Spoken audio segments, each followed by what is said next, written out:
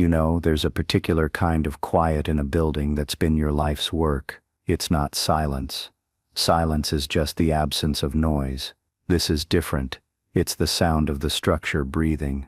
It's the low, almost subaudible hum of the main power conduits in the walls, the gentle sigh of the HVAC system circulating air through miles of ductwork you helped to design, the faint, rhythmic click of a specific server rack on the third floor that always ran a little hot. For 25 years I knew those sounds better than I knew my own heartbeat. They were the symphony of a place I'd built, secured and protected. And then, one Tuesday morning, the music stopped. It stopped in a conference room on the executive floor, a space so new and sterile it smelled like glass cleaner and corporate anxiety. The room was all chrome and white leather, a jarring contrast to the sturdy oak and steel aesthetic of the company I'd known. Across a table that was probably worth more than my car sat Graham.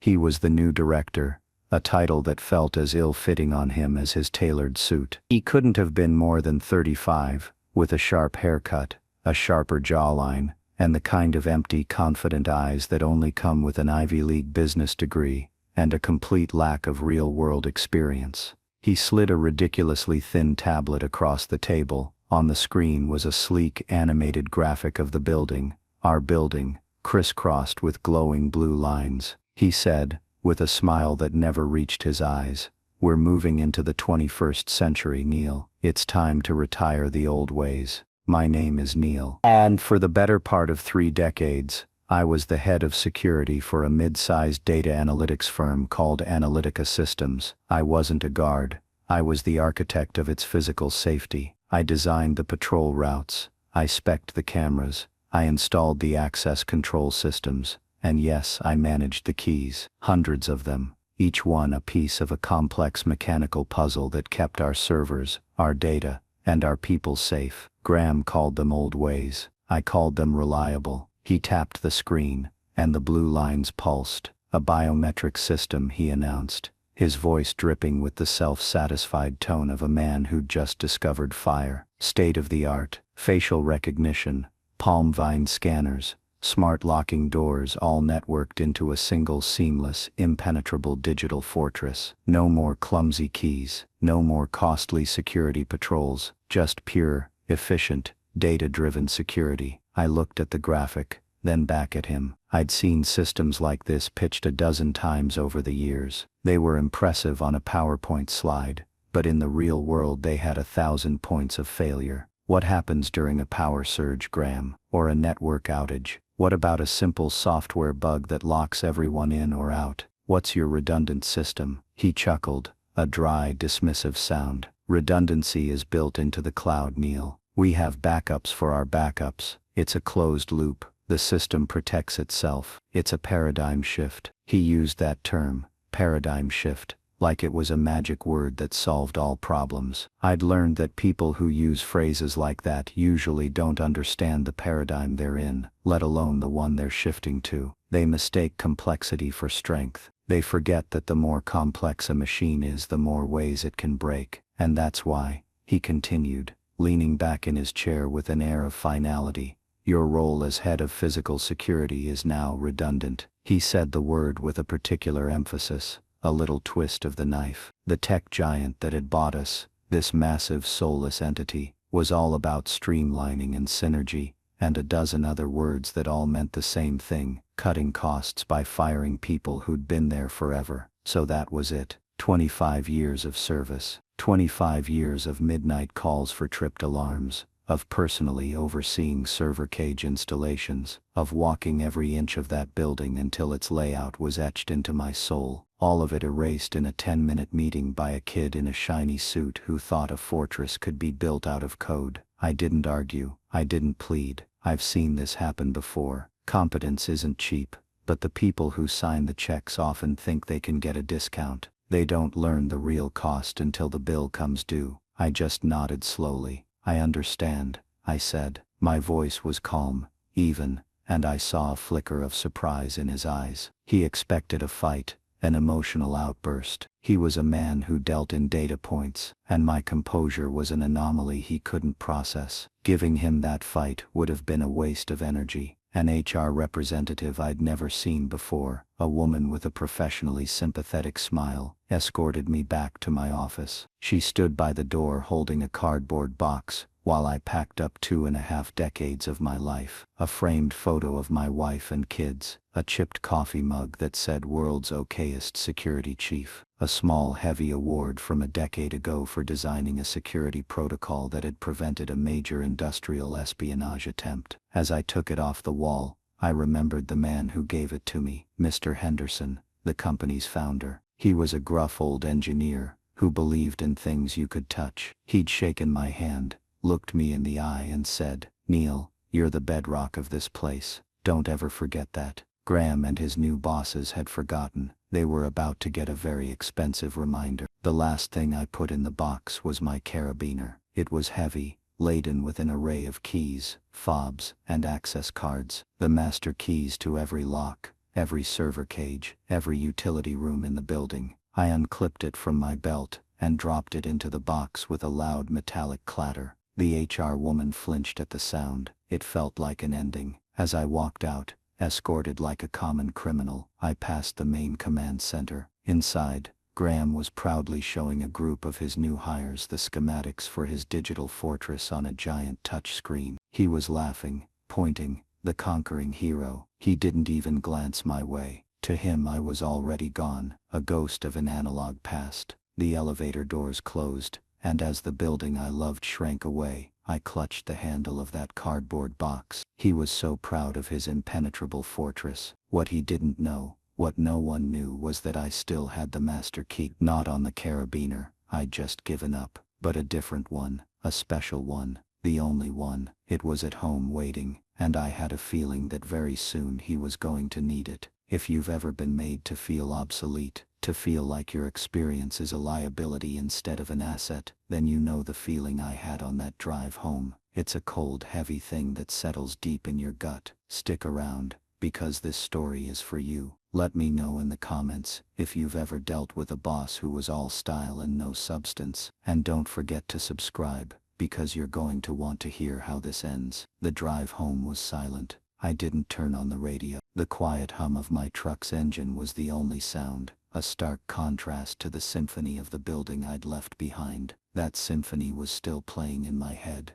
a phantom limb of sound and sensation. I could feel the slight vibration of the floor in the sub-basement server room, smell the faint scent of ozone near the main power transformers. My mind was still doing its rounds, a ghost on patrol. When you spend a quarter of a century dedicating your life to a place, it doesn't just let you go, it imprints on you. I pulled into my driveway and just sat there for a minute, the engine off, the box of my professional life on the passenger seat beside me. My house felt like a foreign country. For so long my real home had been that building, the one I knew from its concrete foundations to its rooftop HVAC units. I'd spent more waking hours there than here. My wife Sarah saw my truck through the kitchen window. She came out onto the porch, wiping her hands on a dish towel. She didn't have to ask. The look on my face, the cardboard box, the fact that it was only 10 in the morning.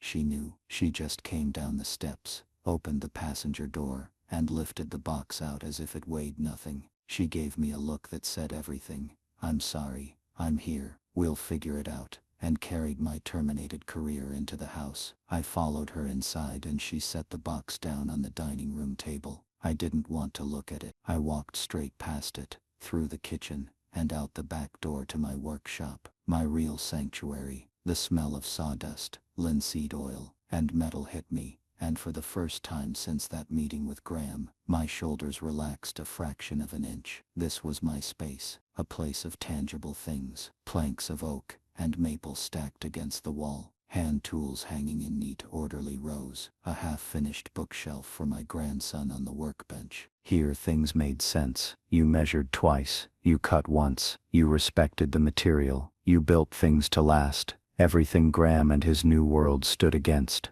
I picked up a piece of sandpaper and ran my thumb over its gritty surface. The physical reality of it was grounding. I thought about Graham's digital fortress. It was an illusion, a magic trick. He saw the building as a collection of data points on a screen. He didn't see the reality of it. He didn't know about the section of copper piping in the West Wing that always vibrated when the pressure fluctuated, or the one spot in the sub-basement that would seep groundwater after a heavy rain if the sump pump wasn't checked. He saw a schematic, a clean, perfect digital twin. I saw a living, breathing entity with quirks and flaws and a history. They mistook my experience for obsolescence. That was the phrase that kept circling in my head. They looked at me, a man in his late 50s with graying temples and hands that knew how to fix things, and saw a relic, a dinosaur. Graham saw my detailed reports on physical vulnerabilities and my insistence on manual checks as quaint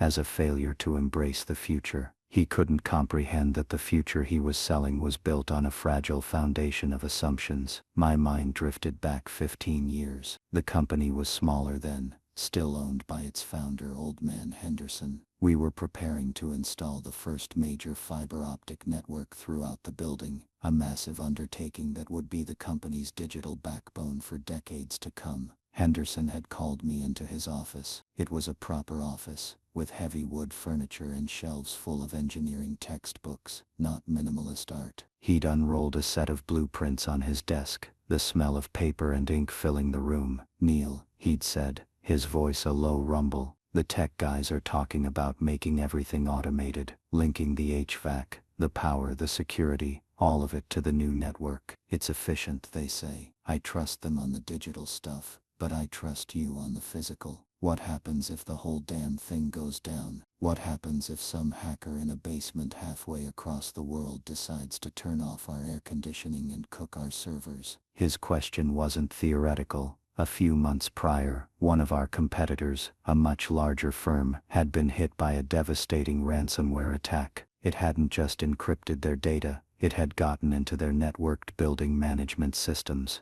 The attackers had locked every door, shut down the ventilation, and cranked the heat in the server rooms. They had the company by the throat, physically and digitally. The ransom was paid, but the damage to their reputation and infrastructure was catastrophic. I looked at Henderson and said, "You need a kill switch, not a digital one, a hardwired analog one, something completely isolated from the network, a way to physically sever the building's core systems from any digital control and run them manually." Henderson had tapped his finger on the blueprints. "Show me," he'd said, and so, the project began. It became my secret obsession. Officially, I was just overseeing the physical security aspects of the fiber installation, but unofficially, with Henderson's quiet blessing and a discreetly padded budget, my most trusted crew and I laid a second parallel system. We used old, forgotten electrical conduits from the original 1960s construction, pathways that didn't appear on any modern schematics. We pulled shielded, heavy-gauge copper cable, not delicate fiber. We ran a dedicated isolated power line to a separate hidden bank of uninterruptible power supplies in a reinforced utility closet. The heart of it all was the override panel. We built it in a small windowless maintenance closet in the sub-basement,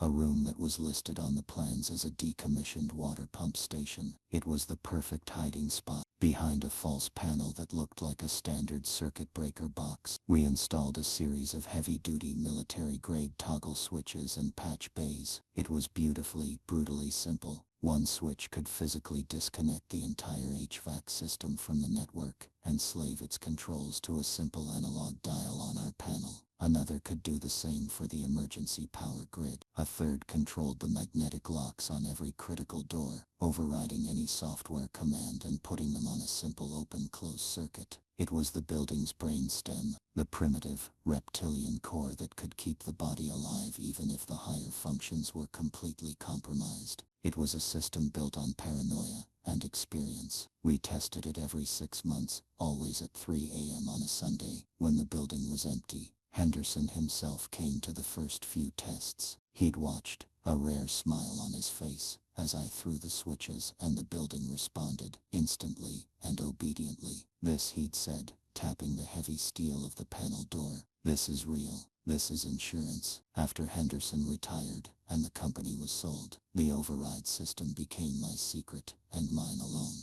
The new management were spreadsheet jockeys. They wouldn't have understood it, and if they had, they'd have decommissioned it to save a few dollars on the maintenance of the backup batteries. So I buried it deeper. I changed its designation in the maintenance logs to something mind-numbingly boring. Auxiliary Thermal Fluctuation Sensor Array. No one ever asked what it was. It was a solution to a problem they couldn't even imagine. The only person on the planet who knew how to operate it was me, and the only key to that closet, and to the lock on the panel itself, was a strange old-fashioned barrel key that hung on my carabiner at home. A buzz from my pocket snapped me out of the past. I pulled out my phone. It was a message on a secure app I used with my senior team. It was from David. David was my second in command, a sharp young man I'd hired straight out of trade school 10 years ago. He was smart, loyal, and one of the few people in the IT department who understood that a server rack was a physical object that needed proper cooling and power, not just an icon on a network map. Graham had kept him on probably because he was young enough not to be seen as part of the old guard, but experienced enough to actually know where things were. The message read, "Heard what happened. I'm so sorry, Neil. This is a mistake." I typed back, "It is what it is, David. Keep your head down." His reply came instantly, "Can't. It's already chaos. The new biometric vendor is cutting every corner to meet Graham's timeline. They're daisy-chaining power off non-dedicated circuits. The palm scanners are glitching. One of them locked the CFO out of his office for an hour this morning. Graham is just telling everyone it's growing pains." I felt a cold knot form in my stomach. It wasn't just incompetence. It was reckless. Then came the message that changed everything. "He's planning a full system-wide stress test tomorrow afternoon. He's calling it Operation Digital Shield. He's going to show off for the tech giant CEO Richards, whose main office is on our top floor now. The plan is to simulate a total external network attack and a grid power failure simultaneously. He wants to prove his impenetrable fortresses can withstand a worst-case scenario, and maintain full operational control." I read the message twice. My hands, which had been trembling slightly, were now perfectly still. A worst-case scenario. The arrogant fool. He was going to create the exact conditions my analog override was designed to fix. A massive cascading failure. He was planning to lock himself and the CEO of the entire parent company inside his brand new state-of-the-art digital prison. And in that moment, sitting in my workshop, the smell of sawdust in the air, the weight of my termination lifted. The hurt, the feeling of being discarded, it all burned away and was replaced by something cold, sharp, and perfectly clear. It wasn't about revenge anymore. Revenge is a hot, messy emotion. Revenge is a hot, messy emotion. This was different. This was about vindication. This was about the inevitable mathematical conclusion of arrogance meeting reality. Graham had built a beautiful, complicated, expensive house of cards, and he was about to blow it down himself. I stood up and walked over to a heavy, fireproof safe in the corner of the workshop. I spun the dial, the clicks echoing in the quiet room. Inside, beneath some old property deeds, and my passport was a large, leather-bound portfolio. I pulled it out and laid it on the workbench. I untied the leather straps and opened it. Inside were the real schematics. My schematics, hand-drawn in crisp, clean ink on thick vellum paper.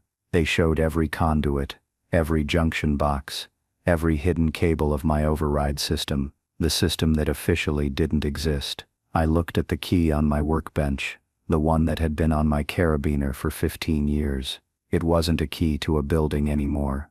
It was a key to a lesson, a very expensive lesson, and class was about to be in session. I sent a message back to David. "Tell me everything you know about the test protocol, every single detail." My resolve had hardened into steel. Graham wanted to show off his paradigm shift. Fine, I was about to shift it right back. The secret to building a truly robust system isn't just about what you put in, it's about what you leave out. You leave out complexity for its own sake. You leave out unnecessary points of failure. And most importantly, you leave out access for people who don't understand what they're controlling. My override system was the embodiment of that philosophy. It was brutally, elegantly simple, and utterly opaque to anyone who wasn't me. Graham's world was one of abstraction. He managed systems through dashboards and graphical user interfaces. He probably hadn't touched a physical server since his college networking class. To him, the building's infrastructure was a series of icons on a screen that should obey his commands. He couldn't conceive of a system that operated on the physical plane, with heavy copper wires and mechanical relays that didn't care about his software permissions.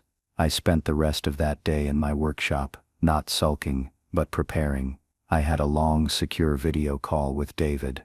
He was nervous, looking over his shoulder even though he was at his home. He walked me through the presentation Graham had given his team about Operation Digital Shield. It was even more reckless than I had imagined.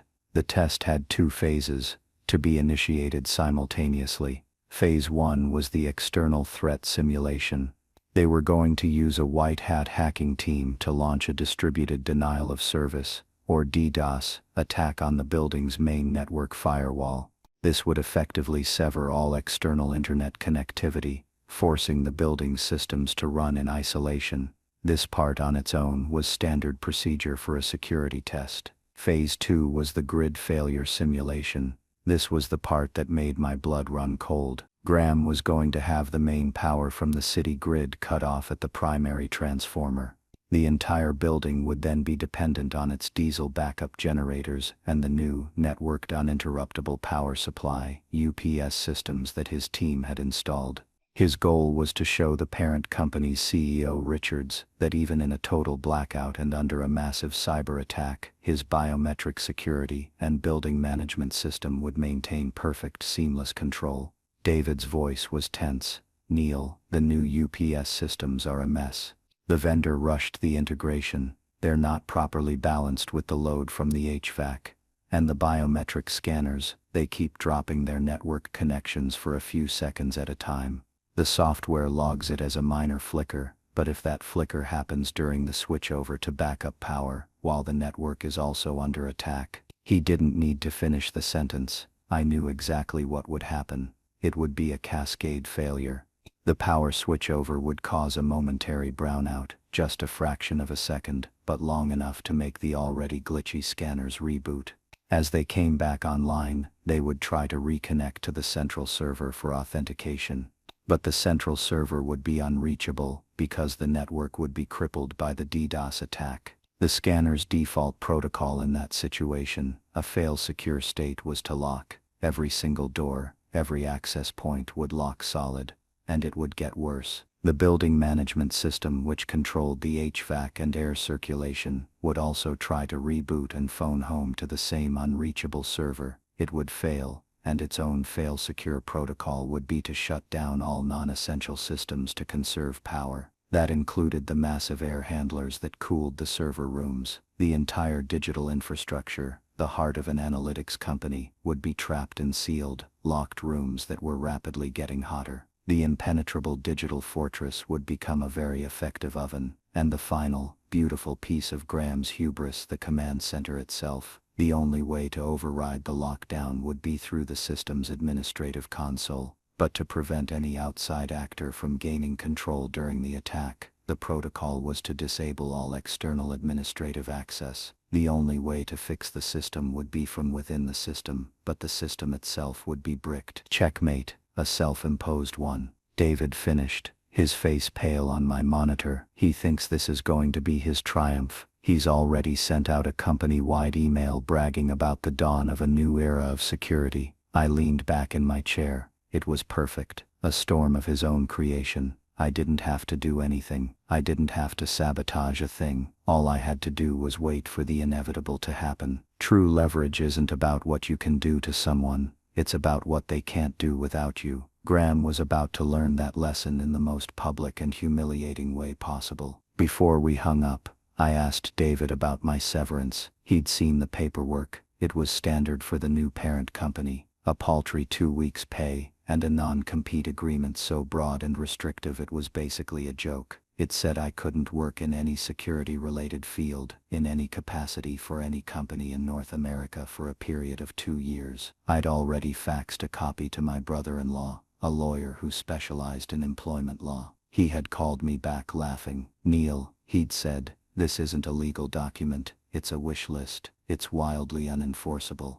A judge would tear it to shreds, especially since they terminated you without cause. Don't worry about it. That was another part of their worldview I found so baffling. They wielded these documents like weapons, assuming the sheer intimidation of legal jargon would be enough. They never stopped to consider that the person on the other side might actually read it, or understand their rights. They counted on you being too beaten down to fight back. After the call with David, I went back to my safe. I took out the hand-drawn schematics and a small hardened USB drive. The drive contained the original installation and testing logs for the override system, including photos and Henderson's signed authorization from 15 years ago. It was my proof, my get-out-of-jail-free card, just in case Graham tried to get clever and accuse me of sabotage. You don't go up against a billion-dollar tech giant without your own documentation. That was a lesson I'd learned long ago. Always keep a copy. I spent some time going over the plans,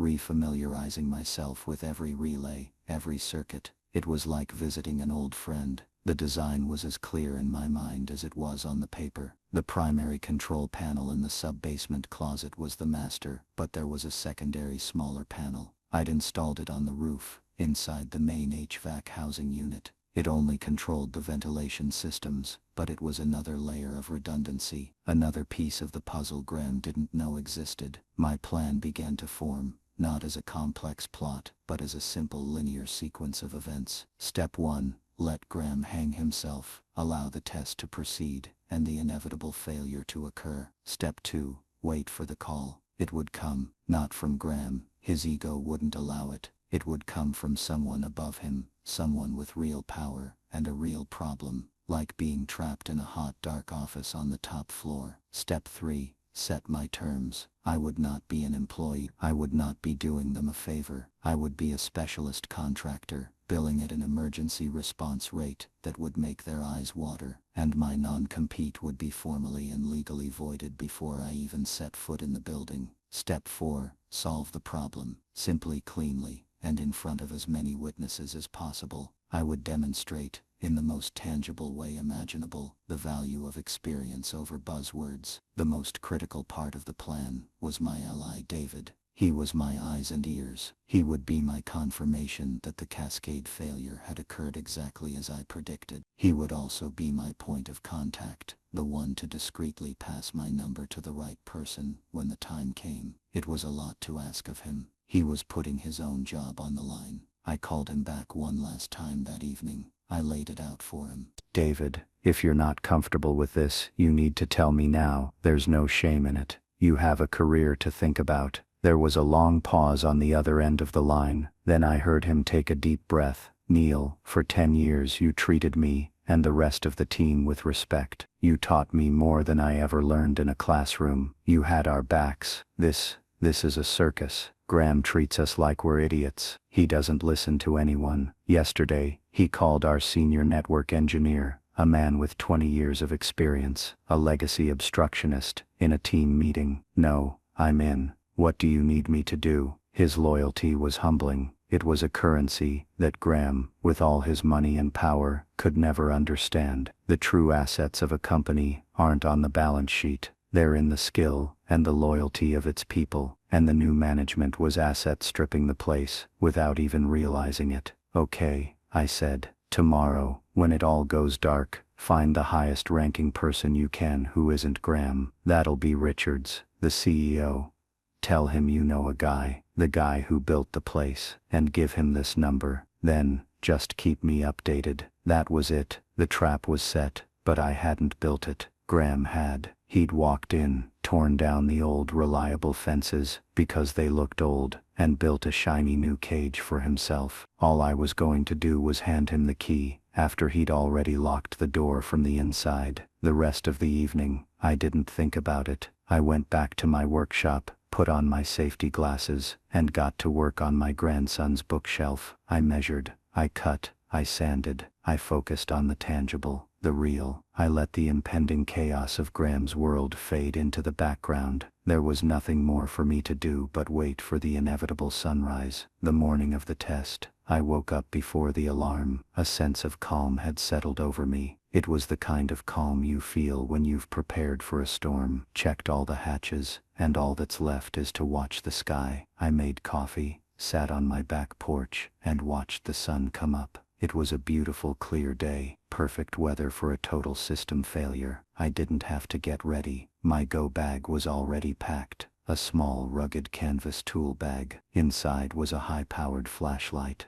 a multi-tool, a voltage tester, a set of insulated screwdrivers, the rolled-up vellum schematics, the hardened USB drive, and in its own soft cloth pouch, the single, heavy barrel key. It was a kit for undoing, not for building. David had confirmed the test was scheduled for 2 p.m. sharp. I had time to kill. I resisted the urge to hover by the phone. Instead, I drove to a small, quiet diner about 2 miles from the Analytica Systems building. It was an old place, with cracked vinyl booths, and a waitress who called everyone on. I took a booth in the back, one that had a clear view of the road but was far enough away not to be obvious. I ordered a black coffee, and a newspaper I had no intention of reading. I was a fisherman, waiting for a bite. My phone was on the table in front of me, screen down. My first text from David came at 1:45 p.m. Richards is here. Graham is giving him the grand tour of the new command center. The smug factor is off the charts. I took a slow sip of my coffee. It was bitter, but it felt right. At 2:01 p.m., the next text. It's starting. He just made a big speech on the building-wide PA. Welcome to the future, etc. Power down initiated.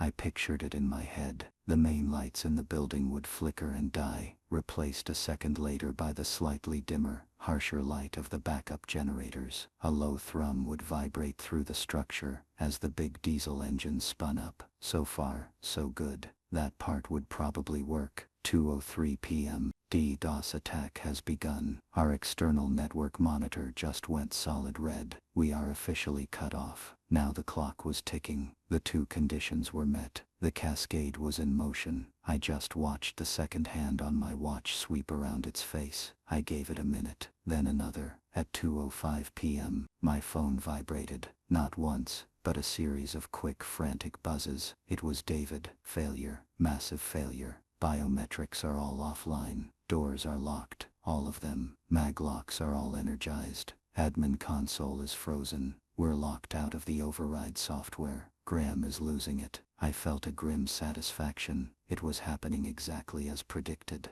The beautiful, seamless system had fractured into 1,000 pieces. Another text. HVAC is down. I can already feel it getting warmer in here. The server room alarms are going to start screaming any minute. And the final piece. Graham is trying to get the vendor on the phone, but he can't. The cell reception in the command center is terrible, and the landlines run through the network he just bricked. He's trapped. The hubris was poetic. He had built a fortress so secure, he couldn't even call for help. I sat there, nursing my coffee, letting the silence stretch. I didn't respond to David. My role right now was to be unreachable, a ghost. The first stage of their panic would be internal. They'd try everything they knew. They'd reboot terminals. They'd check network cables. They would slowly, painfully realize that all their digital tools were useless. The problem wasn't digital. The problem was physical, and the only man who understood the building's physical layer was currently enjoying a cup of coffee 2 miles away. 10 minutes passed. They felt like an hour. I imagined the scene in that command center, the initial confidence curdling into confusion, then fear, then outright panic. Graham, the master of the universe, barking orders that no one could follow. His team of young, bright-eyed tech prodigies staring helplessly at dead screens, and somewhere on the top floor, the CEO of a multi-billion-dollar tech giant was sitting in a dark, stuffy office, realizing he'd been locked in a cage by his own hand-picked director. At 2:17 p.m., my phone rang. Not a text,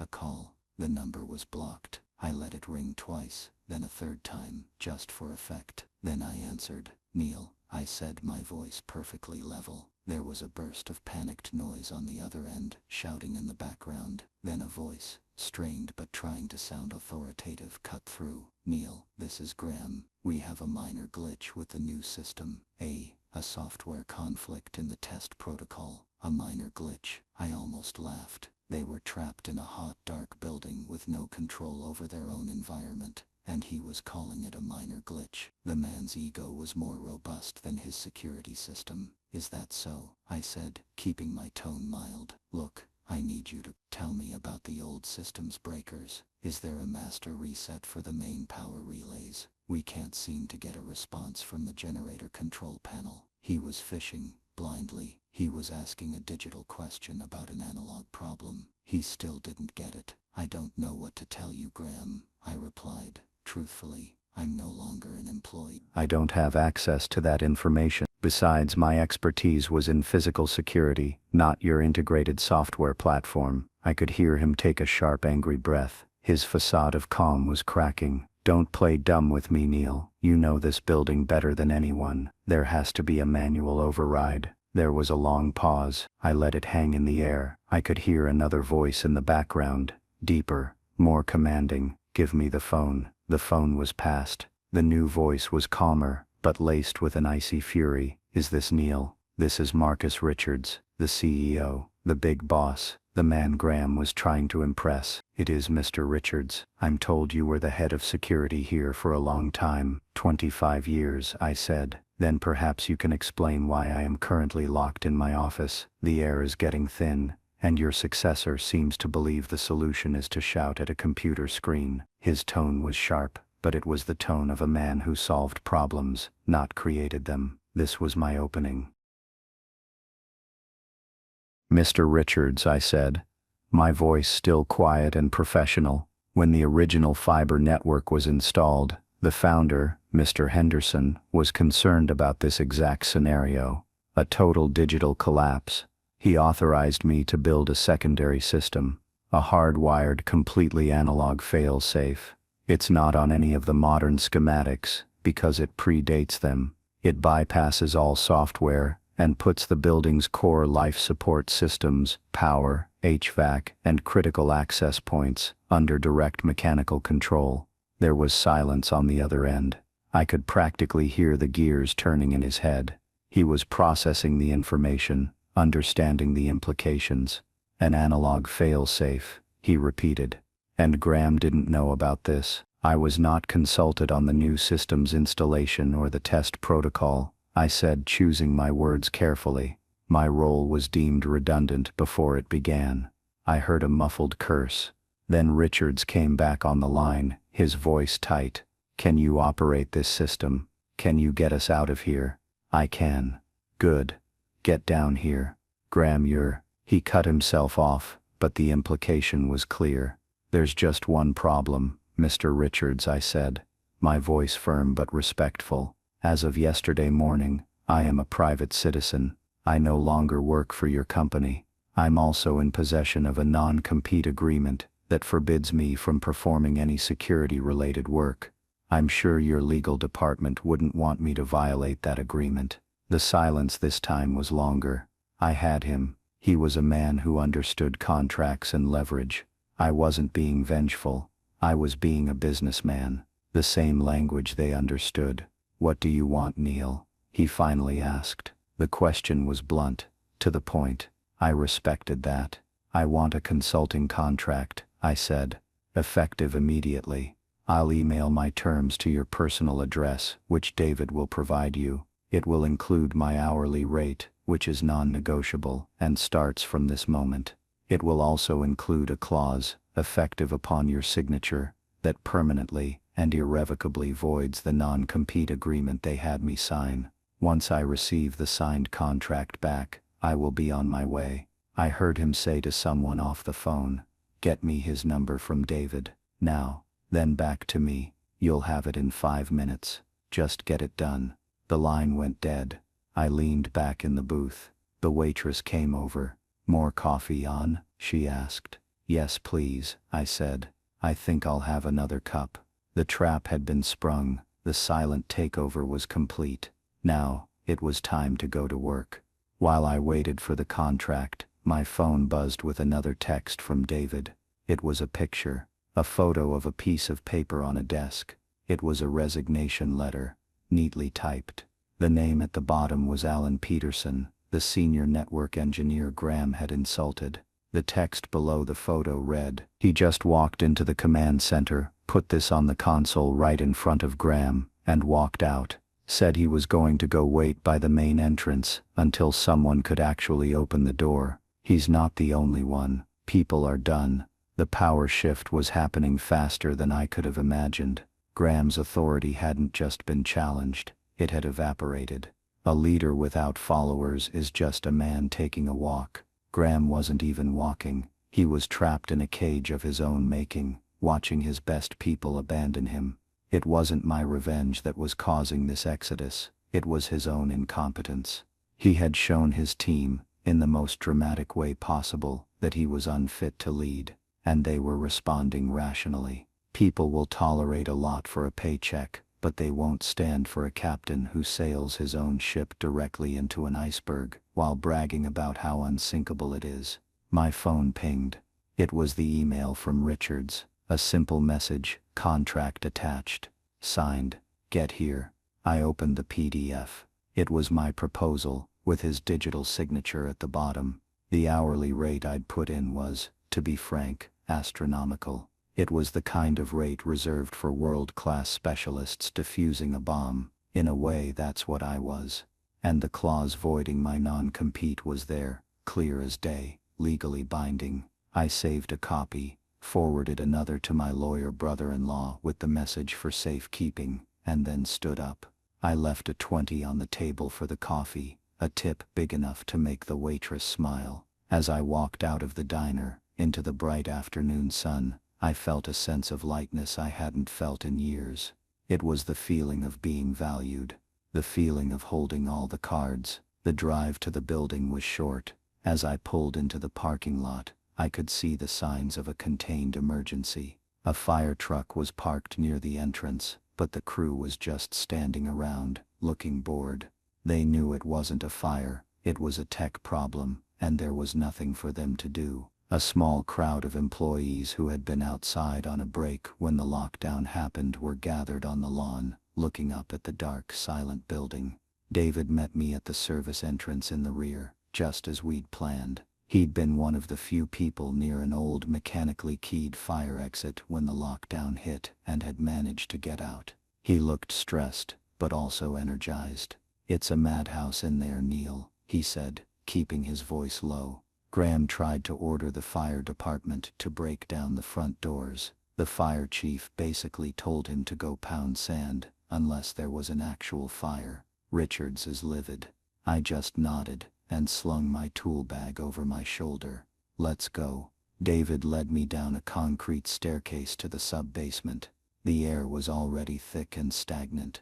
The emergency lights cast long, distorted shadows. The silence was unnerving. The normal hum of the building was gone. It was a dead place. We passed a couple of young tech guys from Graham's team, huddled around a laptop, trying desperately to get a signal. They looked up at me, then at David, their faces a mixture of confusion and hope. They had no idea who I was, but I was clearly there to do something. We reached the maintenance closet. It looked exactly as I'd left it for years, unremarkable, ignored. I pulled the barrel key from my bag. It slid into the old unconventional lock with a satisfying well-oiled click. The door swung open. David peered inside, his eyes wide. He'd never seen this before. He was looking at the building's secret heart. I stepped inside and pulled the false front off the breaker box. Behind it, the override panel gleamed under the beam of my flashlight. A beautiful, simple array of heavy-duty switches,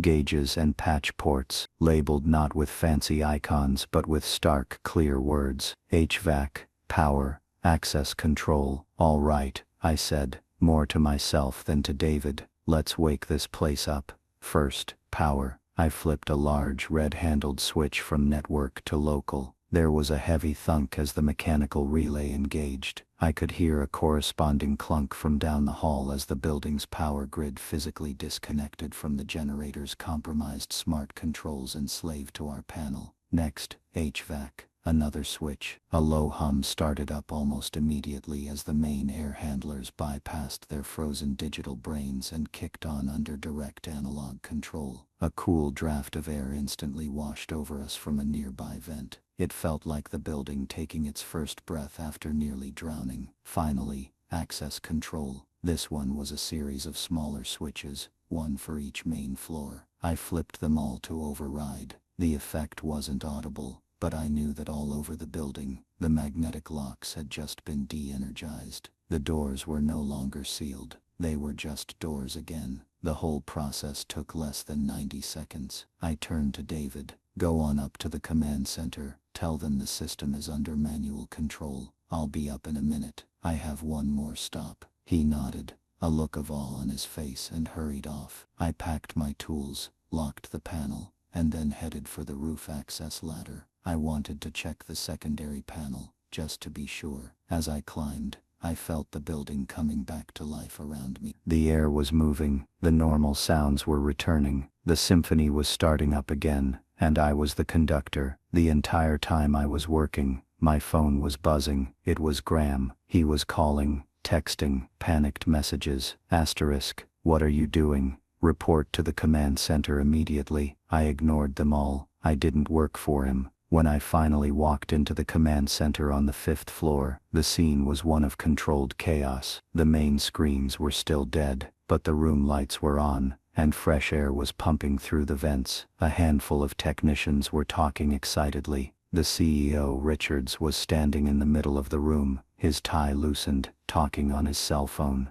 Graham was off to the side, his face pale and slick with sweat. He saw me, and strode over, his voice a furious whisper. What the hell did you do, Neil? You went rogue. You tampered with a multi-million-dollar system. I didn't even look at him. I walked straight past him to where Richards was ending his call. Richards looked at me, his expression unreadable. The doors are open, he said. It was a statement, not a question. Yes, I replied. The HVAC is stable, and the core power is on a dedicated manual circuit. The building is safe. Your digital fortress, however, is still a very expensive paperweight. Graham sputtered behind me. This is highly irregular. He had no authorization. This is a violation of every protocol. Richards turned his head slowly and gave Graham a look of such cold, undiluted contempt that even I felt a chill. Graham, he said, his voice dangerously quiet, your protocols trapped me and the entire executive staff in a hot box for the better part of an hour. Your multi-million-dollar system failed catastrophically during its own debut. This irregular man you fired, fixed it in less time than it takes to make coffee. So I want you to do one thing for me right now. I want you to be silent.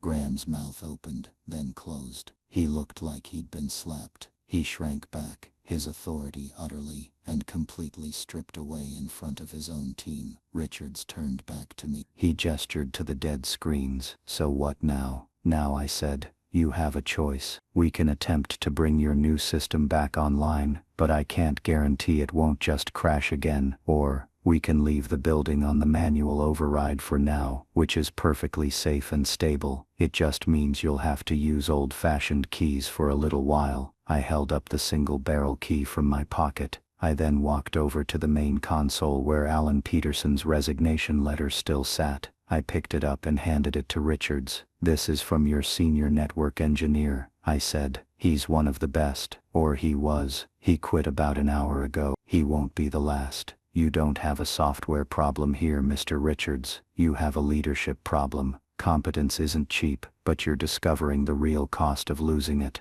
Richards read the letter, his jaw tight. He looked from the letter to Graham, then back to me. He understood. This wasn't just a technical failure, it was a management cataclysm. He took a deep breath. Neil, what would it take to get you to stay on, to fix this? Not just the system, all of it. Name your price. We'll create a new role for you, Vice President of Infrastructure Reliability, whatever you want. It was the ultimate vindication. The very people who had declared me obsolete were now begging me to run the show. The power had shifted completely. Graham was a ghost in his own command center. I held the future of the building in the palm of my hand. I looked at Richards, a man used to getting what he wanted. I thought about the offer, the title, the money, the corner office, the chance to rub this victory in Graham's face every single day. It was tempting, but then I looked around the room, at the broken system, and the defeated man who had championed it. I didn't want to be part of this world anymore. I didn't want to fix their messes. I wanted to build my own things, on my own terms. I don't want a job,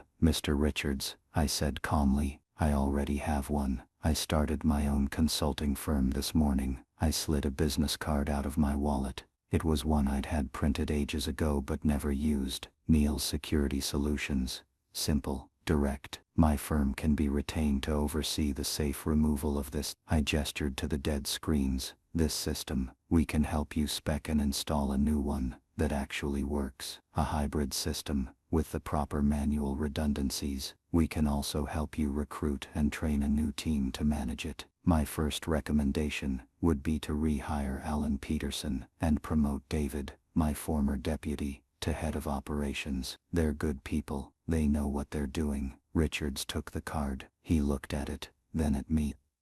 He was a smart man. He saw the new reality taking shape. And Graham, he asked, his voice low. That's a human resources issue, I said, and it's your issue, not mine. My work here for today is done. The building is secure. You'll find my invoice in your email. I turned and walked towards the door. As I passed Graham, he just stared at me, his face a mask of disbelief and rage. He couldn't comprehend what had just happened. In his world, the man with the MBA and the fancy title always won. He didn't understand that in the real world, the man who knows how to flip the right switch holds all the power. I didn't look back. I walked out of the command center, leaving the silence and the wreckage of Graham's career behind me.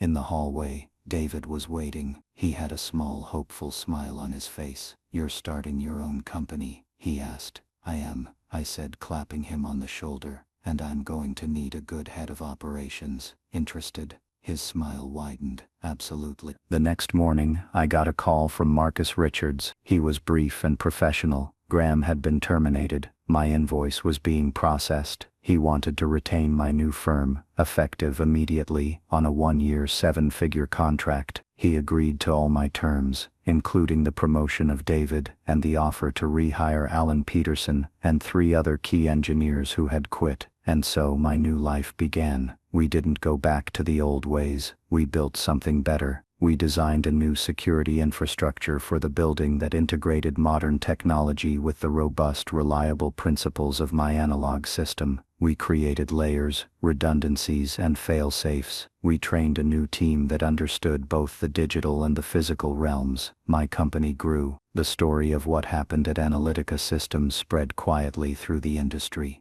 We started getting calls from other companies who were starting to realize that their own shiny digital fortresses might be just as fragile. They didn't want buzzwords or paradigm shifts. They wanted security that worked. They wanted a system built not on arrogance, but on experience. Looking back on it now, I realize the most important thing I built wasn't the override system. It was the reputation that came with it. It was the simple, powerful idea that true value isn't always visible on a spreadsheet. It's in the quiet competence of people who know their craft. It's in the institutional knowledge that you can't buy or download. It's in the foresight to plan for a storm on a sunny day. They tried to erase me, to label me as obsolete, a relic of a bygone era. But they forgot one simple truth. The foundation is always the last thing to go. They had built their glittering tower on sand, and when the tide came in, they were shocked that it all washed away. They mistook my gray hair for rust,